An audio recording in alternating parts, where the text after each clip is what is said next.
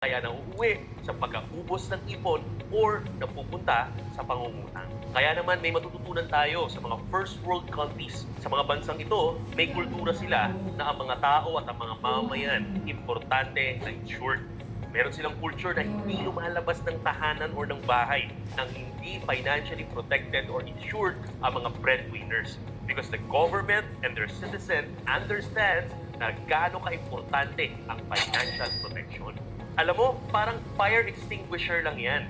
Sa lahat ng gusali, required ang fire extinguisher ng Bureau of Fire. Hindi pwedeng mag-operate ang isang lugar nang wala nitong mga fire extinguisher. Hindi dahil ina-attract natin at gusto nating magkasunog. Pero ito yung mga bagay that is better for you to have when you don't need it yet than to need it and you don't have it.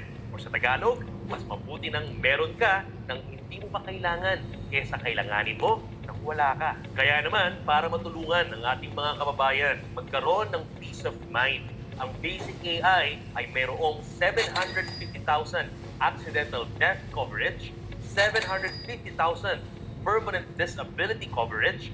On top of that, it has 125,000 unprovoked murder and assault, and of course, 25,000 burial assistance coverage. At sa Premium AI naman, dinoble yan ng 1.5 million, 250,000, and 50,000 pesos.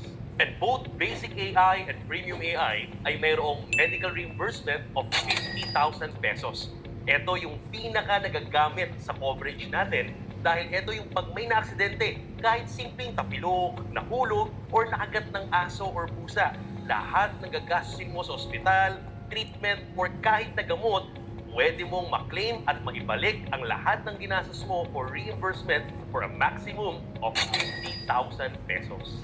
And meron din tayong daily hospital income of 500 pesos for a maximum of 10 days. Ito naman, yung pwede mong gamitin as a coverage kapag na-confine or na-hospital ka at habang nagpapagaling or nagpapagamot, at least merong pang continuity ang pamilya, pamalit doon sa income mo na hindi mo kikitain habang nagpapagaling ka. And of course, meron kayang only teleconsult 24/7, anytime, anywhere. Pwede kang tumawag sa hotline at may sasagot na nurse sa'yo para kunin ang inyong mga nararamdaman.